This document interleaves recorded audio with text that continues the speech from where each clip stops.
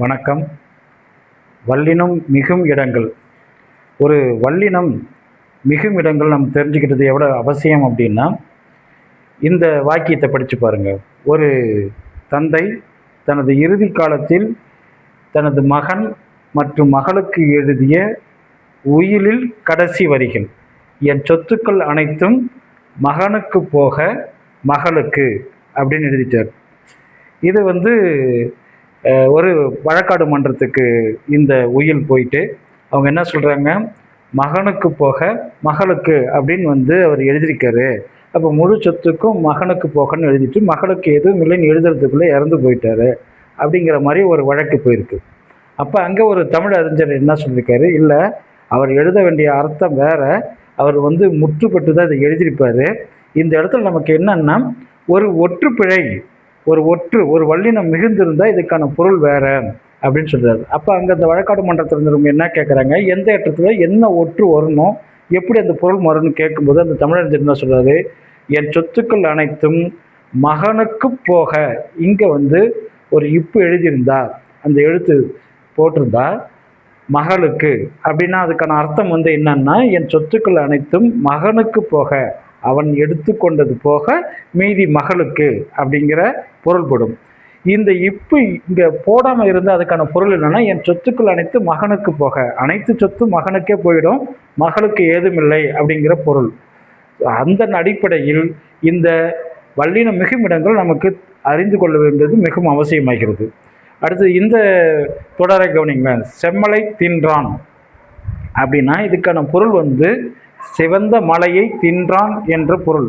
செம்மலையை தின்றான் என்பது சிவந்த மலையை தின்றான் அந்த பொருள். செம்மலை தின்றான் அப்படின்னா இந்த வல்லினம் இத்து இங்கே எழுதாமல் இருந்ததுன்னா இதுக்கான பொருள் செம்மலை என்ற பெயருடைய ஒரு நபர் தின்றான் அப்படிங்கிற பொருள்படும். ஸோ இதிலிருந்து நமக்கு தெரிஞ்சிக்க வேண்டியது, கண்டிப்பாக வல்லினம் மிகும் இடங்கள் மிக இடங்கள் நமக்கு தெரிஞ்சிருக்கணும். ஒரு ஒற்று நம்ம அதிகமாக சேர்க்கும் போதோ அல்லது அதில் ஒற்று சேராமல் இருந்தாலோ அதற்கான பொருள் முழுவதும் மாறுபடும். சரி, எந்தெந்த இடத்துல இந்த வல்லினம் மிகும் அப்படிங்கிறது தான் நம்ம பார்க்கணும். எல்லா இடத்துலையும் நம்ம வல்லினம் இல்லை. முதல்ல வல்லினம் மிகும்னா எது எந்தெந்த வல்லின மெய்யெழுத்துக்கள் நம்ம இதில் மிகுந்து எழுதணும் அப்படின்னா, கச தப, இதுக்கான புள்ளி வைத்த மெய்யெழுத்துக்கள் இக்கு, இச்சு, இத்து, இப்பு, இது மட்டும்தான் வல்லினம் மிகும் இடங்களை நாம் பார்க்க போகிறோம். இதில் எப்படின்னா, நிலைமொழியின் ஒரு மொழி இருக்குது, நிலைமொழி. அடுத்தது வருமொழின்னு ஒன்று இருக்குது. இந்த வருமொழியின் முதல் எழுத்துக்கள் இந்த கா வரிசையில் இருக்கிற எழுத்துக்களாக இருந்து, கா கா கி கியூ அந்த வரிசையில் இருக்கிற எந்த எழுத்துக்களாக இருந்தாலோ, சா வரிசை, தா வரிசை, பா வரிசை எழுத்துக்கள் எதுவாக இருந்தாலும் இந்த வருமொழியில் இந்த எழுத்து முதல் எழுத்தாக இருந்து, இதில் வருகின்ற முதல் எழுத்தாக ஒன்று இருந்து, இந்த நிலைமொழியின் இறுதியில் வருகின்ற எழுத்தை பொறுத்து இந்த இடத்துல இக்கு, இச்சு, இத்து, இப்பு போன்ற மெய்யெழுத்துக்கள் மிகும். இதை தான் நம்ம வல்லினம் மிகும் அப்படின்னு சொல்கிறோம். ஸோ வல்லினம் மிகும்னா அனைத்து மெய்யெழுத்துக்களும் மிகும் என்ற பொருள் அல்ல, இந்த 4 மெய்யெழுத்துக்கள் மட்டும்தான். இந்த 4 மெய்யெழுத்துக்களும் அனைத்து இடங்களிலும் மிகும் என்ற பொருள் அல்ல. இந்த இடத்தில் முதல் எழுத்தாக வரும்போது இந்த நிலைமொழியில் சில விதிகளுக்கு உட்பட்டு இந்த இக்கு, இச்சு, இத்து, இப்பு மிகும் அப்படின்னு சொல்கிறோம். அந்த விதிமுறைகள் என்னங்கிறது இப்போ ஒவ்வொன்றா பார்க்க போகிறோம். முதலாவதாக நிலைமொழி உயிரிற்று சொல்லின் பின் வல்லினம் மிகும் அப்படிங்கிறது. நிலைமொழி உயிரிற்று சொல்லின் பின் வல்லினம் மிகும். இப்போ நிலைமொழி, இதுதான் நிலைமொழி. கரி என்பது நிலைமொழி. இந்த நிலைமொழியின் உயிரீற்று சொல்லின்னா இந்த கடைசி எழுத்து ரி அப்படின்னு இருக்கு. இதை நம்ம பிரிக்கலாம், இரு கூட்டல் இ அப்படின்னு நம்ம பிரிக்கும் பொழுது இதுதான் உயிரீற்றுன்னு சொல்கிறோம். இப்போ பலா அப்படின்னா இந்த லாவை எப்படி பிரிக்கலாம், இல்லு கூட்டல் ஆ அப்படின்னு பிரிக்கலாம். இந்த ழி இழு கூட்டல் இ அப்படின்னு பிரிக்கலாம். ஸோ இந்த வார்த்தைகள்லாம் நிலைமொழியுடைய உயிரீற்று சொல்லின் பின் அப்படின்னு சொல்கிற இந்த விதிக்கு பொருந்துறது. அதாவது கரி, இது நிலைமொழியின் உயிரீற்று சொல். இப்போ இந்த கறிக்கு அடுத்தது குழம்பு அப்படின்னு வருதுன்னா, இப்போ இந்த கு அப்போ நம்ம இங்கே என்ன எழுதணும்னா இக்கு சேர்த்து எழுதணும். அப்போ எப்படி வரும்னா கறி குழம்பு. அடுத்தது பலாச்சுளை.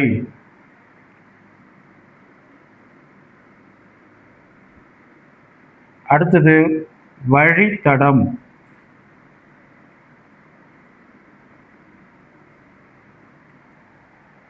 நம்ம ஏற்கனவே சொன்ன போல் அந்த வரிசையில் எந்த எழுத்துக்கள் வந்திருந்தாலும் அதற்கு இனமான மெய் எழுத்து இந்த இடத்துல மிகும். இதை தான் நம்ம வல்லின மிகும் இடங்கள் அப்படின்னு சொல்கிறோம். இரண்டாவதாக ஆ, இ, உ என்னும் சுற்றெழுத்துக்கள் பின்னும் வினா எழுத்துக்களில் ஏ என்னும் வினா எழுத்துக்கு பின்னும் வல்லினம் மிகும். ஆ, இ, உ சுற்றெழுத்துக்கள் நமக்கு தெரியும். இதில் ஊங்கிறது இப்போ வழக்கில் இல்லை.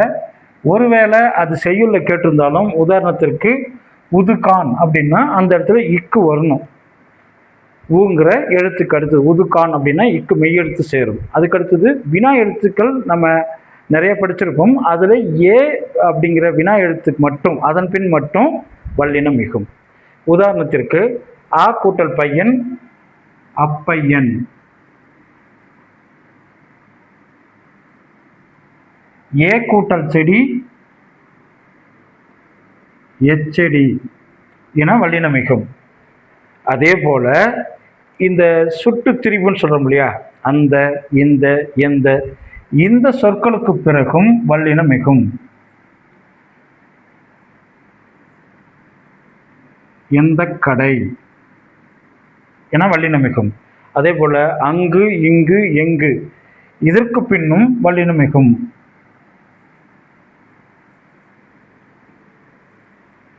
அங்கு சென்றாயா,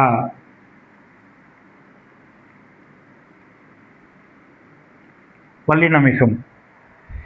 அப்படி, இப்படி, எப்படி இந்த சொற்களுக்கு பின்னும் வல்லினம் மிகும்.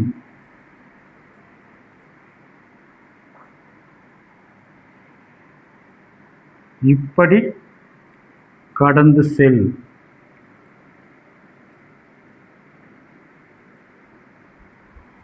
அதே போல அதற்கு, இதற்கு, எதற்கு என்ற சொற்களுக்கு பின்னும் வல்லினம் மிகும். அவ்வகை, இவ்வகை, எவ்வகை என்ற சொல்லுக்கு பின்னும் வல்லினம் மிகும். எதற்கு சென்றாய்,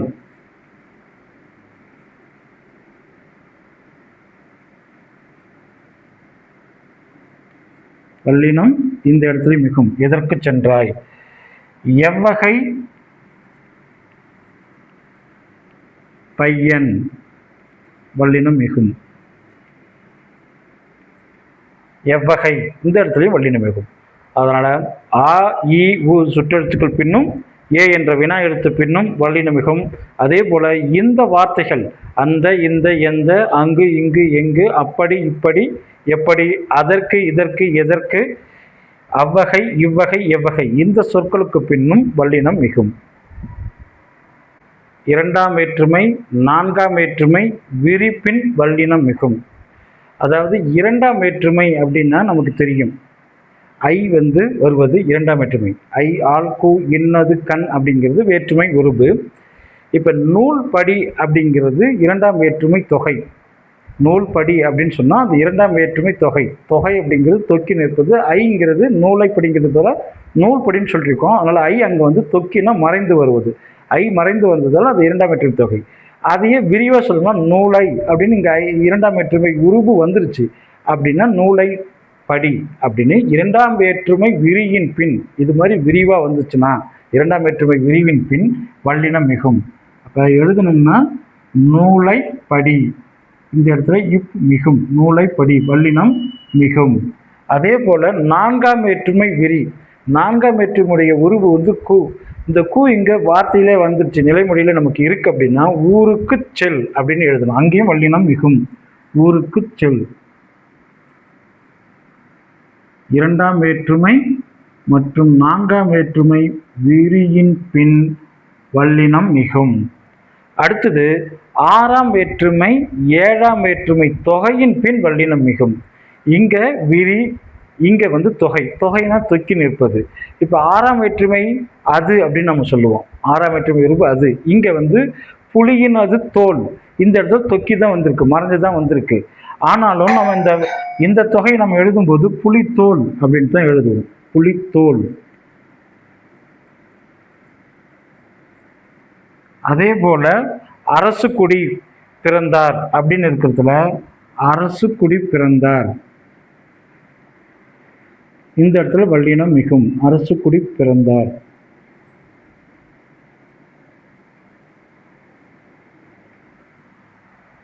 ஸோ 6ஆம் 7ஆம் வேற்றுமை தொகைப்பின் வல்லினம் மிகும். இதுதான் 6ஆம் வேற்றுமை. புலியினது தோலுக்கு பதிலாக புலித்தோல்னு எழுதியிருக்கோம்.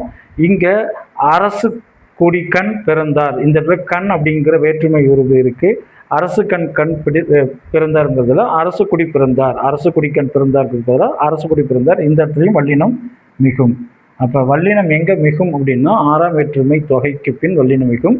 2ஆம் வேற்றுமை 4ஆம் வேற்றுமை விரியின் பின் வல்லினம் மிகும். 6ஆம் வேற்றுமை 7ஆம் வேற்றுமை தொகைக்கு பின்னும் 2ஆம் வேற்றுமை 4ஆம் வேற்றுமை விரியின் பின் வல்லினம் மிகும். 4ஆவதாக 2ஆம் 3ஆம் 4ஆம் 5ஆம் வேற்றுமை உருவும் பயனும் உடன் தொக்க தொகைப்பின் வல்லினம் மிகும். அதாவது நம்ம ஏற்கனவே 2 பார்த்தோம். ஒன்று வேற்றுமை தொகை, இன்னொன்று வேற்றுமை விரின்னு பார்த்தோம். இது என்ன உருவும் பயனும் உடன் தொக்க தொகை அப்படின்னா, தண்ணீரை கொண்ட குடம், அதுபோல் நமக்கு ஒரு வேற்றுமை உருவும் தொக்கி வருவது, அதன் பின் சில சொற்கள் அதனுடைய பயனுடைய சொற்களும் தொக்கி வருவதால் இதை நம்ம உருவும் பயனும் உடன் தொக்க தொகை அப்படின்னு சொல்லிடுறோம். ஸோ இப்போ தண்ணீர் குடம்னா தண்ணீரை கொண்ட குடம். அப்போ இந்த இடத்துல இக்கு மிகும், வல்லினம் மிகும். தண்ணீர் குடம், இது 2ஆம் வேற்றுமை உருவும் பயனும் உடன் தொக்க தொகை. 3ஆம் வேற்றுமை நமக்கு என்னது? 2ஆம் வேற்றுமை ஐனா 3ஆம் வேற்றுமை ஆள். அப்போ என்ன வரும்? இதில் மரம் கூட்டல் பெட்டி, மரத்தால் ஆன பெட்டி, அதுதான் உருவும் பயனும் உடன் தொக்க தொகை. மரத்தால் ஆள் அப்படிங்கிற உருவும், ஆன அப்படிங்கிற அதன் கூட உரிய சில சொற்களும் மறைந்து வருவதால் தொக்கி வருவதால் மரம் பெட்டிங்கிறத நம்ம மரத்தால் ஆன பெட்டின்னு நம்ம அந்த உடன் தொக்க தொகை. அப்போ இந்த மரம் பெட்டி எப்படி மாறும்னா மரப்பெட்டி. இந்த இடத்துலையும் வல்லினம் மிகும். அடுத்தது 4ஆம் வேற்றுமை பூட்டுக்கு சாவி, பூட்டை திறப்பதற்கு சாவி. அப்ப பூட்டு சாவி, இந்த இடத்துலையும் வல்லினம் மிகும். அடுத்தது ஐ ஆல் கு இன் விழியின் புனல், விழியில் வழிகின்ற புனல், விழியின் கண் வழிகின்ற விழியிலிருந்து வழிகின்ற புனல் அப்படின்னா, அப்ப இந்த இடத்துல விழிப்புணல்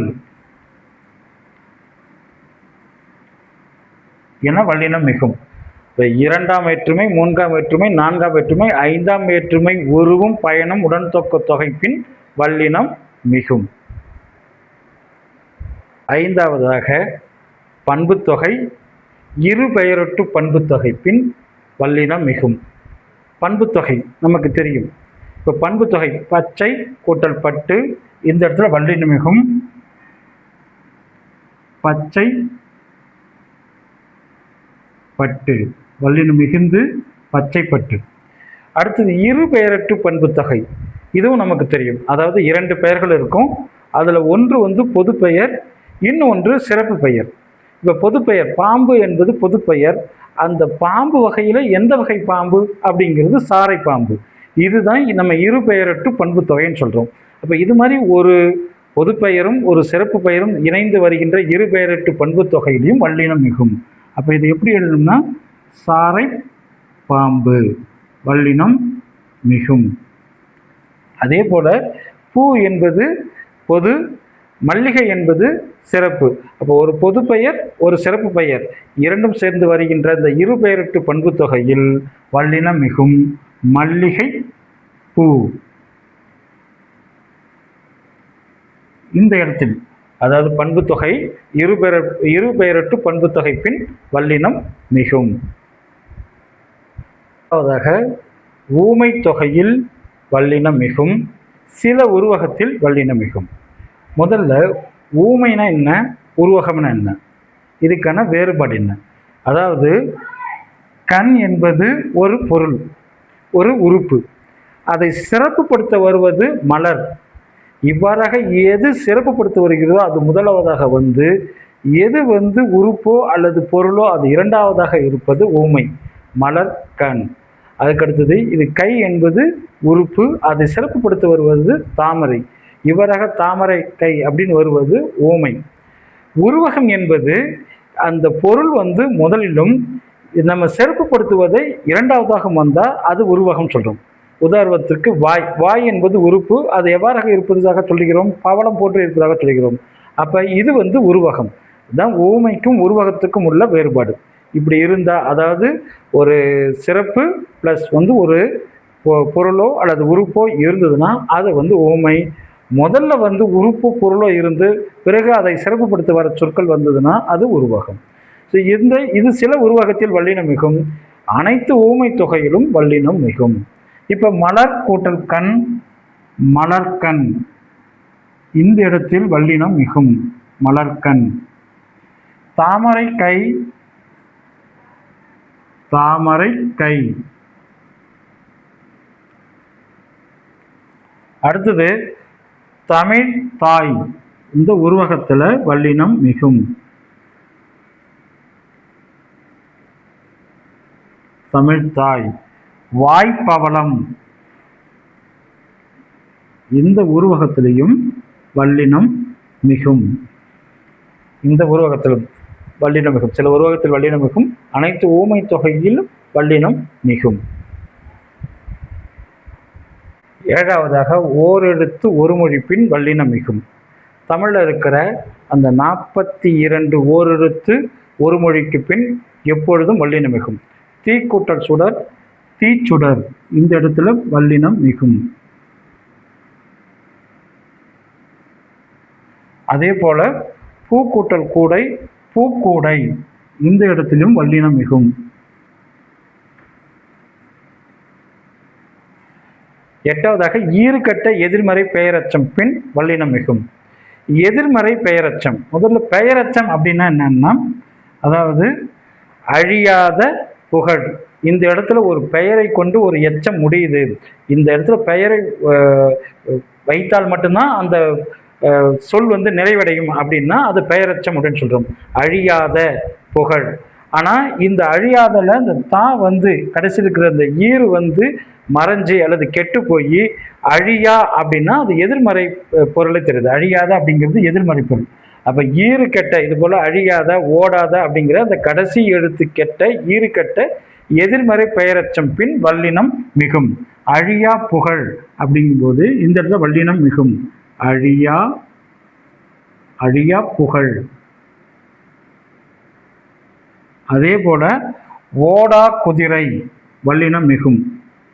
ஓடா குதிரை, இந்த இக்கு வந்து வல்லினம் மிகும். ஓரெழுத்து ஒரு மொழி பின் வல்லினம் மிகும். ஈறுகட்ட எதிர்மறை பெயரச்சம் பின் வல்லினம் மிகும். அடுத்து 9வதாக வன்தொடர் குற்றியலுகரம் பின் வல்லினம் மிகும். வன்தொடர் குற்றியலுகரம் தரும். நம்ம 6 வகையான குற்றியலுகரம் பார்த்துருப்போம். அதில் வன்தொடர் குற்றியலுகரம், அதாவது இக்கு கசதபை நம்ம படிச்சிருக்கலையே வல்லினம் கசரதபர, அந்த வல்லின மெய்யெழுத்துக்கு பின்னாடி வருகிற குசுறுதுபுரு, அதுதான் நம்ம வன்தொடர் குற்றியலுகரம் சொல்கிறோம். அதற்கு பின் வல்லினம் மிகும் அப்படின்னு சொல்கிறோம். பாக்கு கூட்டல் பை, அது எப்படி வல்லினம் மிகும்னா பாக்கு பை, இப்போ மிகுந்து வல்லினம் மிகும், பாக்கு பை. அதே போல 8 கூட்டல் தொகை, 8 தொகை,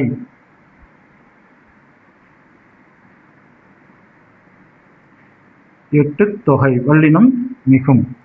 அடுத்தது ட ர ஒற்று இரட்டிக்கும் உயிர்த்தொடர் நெடில் தொடர் குற்றியலுகரம் பின் வல்லினம் மிகும். இந்த ட ர ஒற்று ரெட்டிக்கிற மாதிரி இருக்கிற உயிர்த்தொடர் குற்றியலுகரம் ஒன்று அல்லது நெடில் தொடர் குற்றியலுகரம், இதற்கு பின் வல்லினம், அந்த குற்றியலுகரத்துக்கு பின் வல்லினம் மிகும். இப்போ இங்கே பார்த்தீங்கன்னா இது வந்து நமக்கு உயிர்த்தொடர் குற்றியலுகரம். இங்கே ஆடு கூட்டல் பட்டி இருக்கு. இந்த டூ பிரிச்சுனா 8 கூட்டல் ஊன்னு வரும். அப்போ இதுக்கு அடுத்தது இந்த இது வந்து ஊ அப்படின்னு இருக்கிறதால இது குசுறுதுபுரு குற்றியலுகரம். இந்த நெடிலை தொடர்ந்து வருவதால இது நெடில் தொடர் குற்றியலுகரம் சொல்கிறோம்.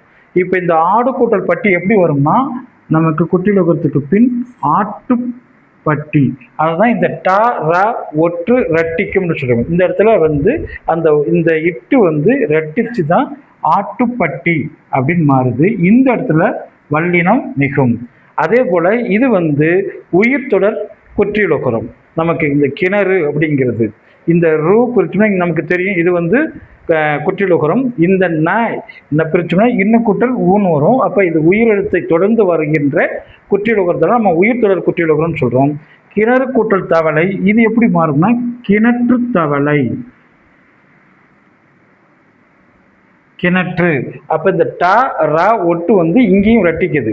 அப்போ கிணற்று தவளை, இந்த இடத்துலையும் இத்து மிகுந்து கிணற்று தவளை அப்படின்னு வருது. அதனால் இந்த டா ரா ஒட்டு ரெட்டிக்கும் உயிர் நெடித்தொடர் குற்றியலுகரம் பின் வல்லினம் மிகும். அடுத்தது முற்றியலுகரம் பின் வல்லினம் மிகும். முற்றியலுகரம்னா நமக்கு தெரியும், அதாவது இந்த 6 வகையான குற்றியலுகரத்துக்கு தவிர்த்து பிற உகர எழுத்துக்கள், அதாவது கொசுறு தவிர பிற உகர எழுத்துக்கள், இங்கே தூ வந்திருக்கு, இங்கே ரு வந்திருக்கு. இதே போல் அந்த குசுறு துபுரு தவிர பிற உகர எழுத்துக்களுக்கு அடுத்தது ஒரு சொல் வரும்போது அந்த இடத்துல நமக்கு வல்லினம் மிகும். இதுதான் முற்றியலுகரம்னு சொல்கிறோம். முற்றியலுகரம்னா இது மாதிரி குசுறு துபுரு தவிர பிற உகர எழுத்துக்கள் வருவது தான். இப்போ பொதுக்கூட்டல் தேர்வு, பொது தேர்வு வல்லினம் மிகும், பொது தேர்வு வல்லினம் மிகுந்து வரும். அதே போல் திருக்கூட்டல் குறள், திருக்குறள், இந்த இடத்துலையும் வல்லினம் மிகும். திருக்குறள், திருக்குறள். வன்தொடர் குற்றியலுகரம் பின் வல்லினம் மிகும். டா ரா ஒட்டு ரெட்டிக்கும் உயிர் நெடில் தொடர் குற்றியலுகரம் பின் வல்லினம் மிகும். முற்றியலுகரம் பின் வல்லினம் மிகும். அடுத்ததாக சால தட தவ முதலிய உரிச்சொற்கள் பின் வல்லினம் மிகும். உரிச்சொற்கள் நமக்கு தெரியும், சால நனி கழி அதுபோல இருக்கிற உரிச்சொற்கள். சால தட தவ முதலிய உரிச்சொற்கள் பின் வல்லினம் மிகும். உதாரணத்திற்கு சால கூட்டல் பேசினான் வல்லினம் மிகுந்து சால பேசினான்.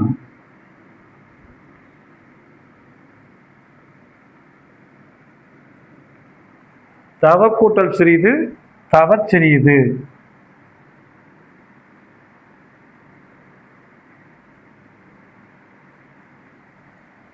உரிச்சொற்களுக்கு பின் வல்லினம் மிகும். அடுத்தது ஆய் என இனி ஆக மற்று மற்ற மற்றை முதலிய இடைச்சொற்களுக்கு பின் வல்லினம் மிகும்.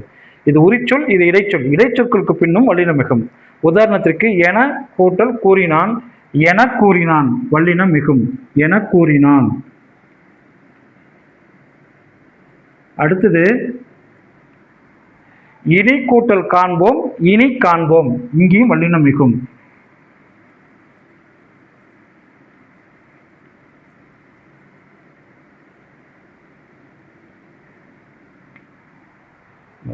உரிச்சொற்கள் பின் வல்லினம் மிகும், இடைச்சொற்களுக்கு பின் வல்லினம் மிகும்.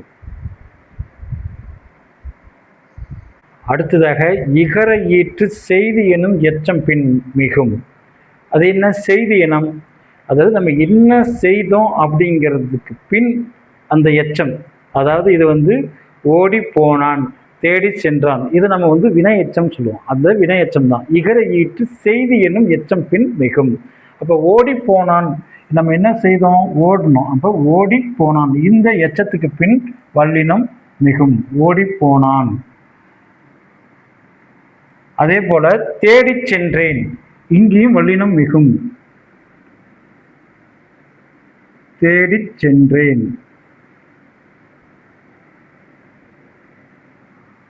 அடுத்தது அகர ஈற்று செய என்னும் எச்சம் பின் மிகும். அதே தான் இங்க தேடின்னு சொல்றதுக்கு பதிலாக இங்க தேட சென்றேன், பார்க்க போனான் அப்படிங்கும்போது இங்க அகர ஈற்று, இந்த இடத்துல இட்டு கூட்டல் ஆ, அகர ஈற்று செய என்னும் எச்சம். இங்க இகர ஈற்று இட்டு கூட்டல் ஈ, இகர ஈற்று. ஸோ அகர ஈற்று செய என்னும் எச்சம் பின் தேட கூட்டல் சென்றான், தேடச் சென்றான், இந்த இடத்துலையும் வல்லினம் மிகும், தேடச் சென்றான்.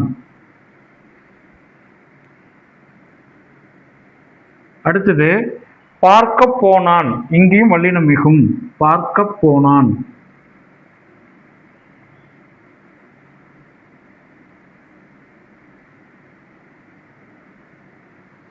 அதாவது இகர ஈற்று செய்தி எனும் எச்சம் பின் வல்லினம் மிகும், அகர ஈற்று செய எனும் எச்சம் பின் வல்லினம் மிகும்.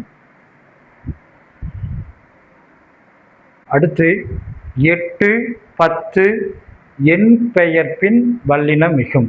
இந்த 2 என்னுடைய பெயர்களுக்கு பின்னும், இந்த 2 எண்களுக்கு என் பெயர்களுக்கு பின் வல்லினம் மிகும்.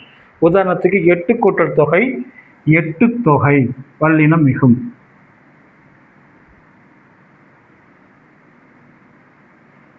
அடுத்தது 10 கூட்டல் கடல் 10 கடல் வல்லினம் மிகும்.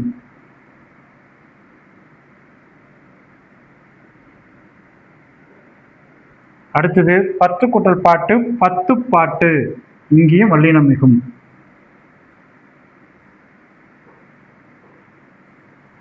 அடுத்ததாக திசை பெயர்களின் பின் வல்லினம் மிகும்.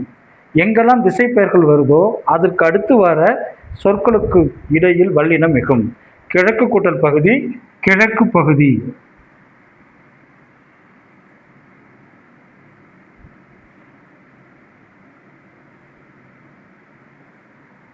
வடக்கு கூட்டல் பக்கம் வடக்கு பக்கம்.